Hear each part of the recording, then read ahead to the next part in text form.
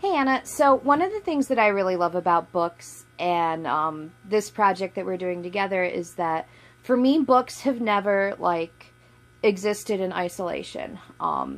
I've never been totally alone with books. And not just, yes, reading is solitary. I love to just curl up by myself in my room and read for hours and not have to interact with real people.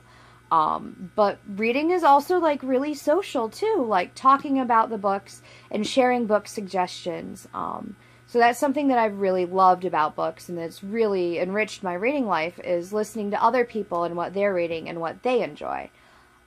So that's the basis for this Throwback Thursday book reading.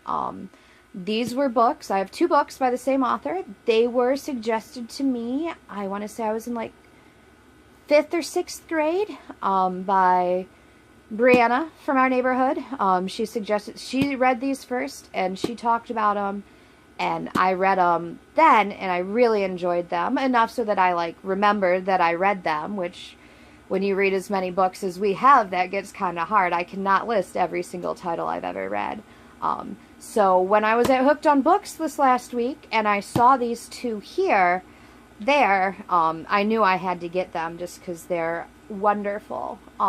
So first thing my books are Mandie and The Last of the Really Great Wangdoodles by Julie Andrew Edwards. Yeah, that's right. Mary Poppins wrote some books.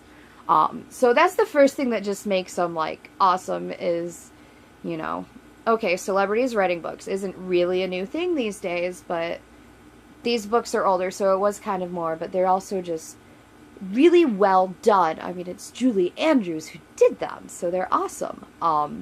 So that's the first thing, just if Mary Poppins wrote books, these would be what she would write. Mandie is the story of a little orphan girl who never really feels like she belongs. She doesn't have a home. She lives in the orphanage with a bunch of other people. And she just never really feels like she can belong. And then she finds a little place where she does, and that changes her life. Being someone who grew up as an outsider, feeling like an outsider, I could definitely relate to that and that longing for a home. Luckily, I have always had a home and a place where I belong, so I don't feel the same way as Mandie did, but this is a delightful little book. It's really similar, it reminds me a lot of The Secret Garden, which is another book that I love, so really beautiful book. The Last of the Really Great Wangdoodles is an exploration of imagination.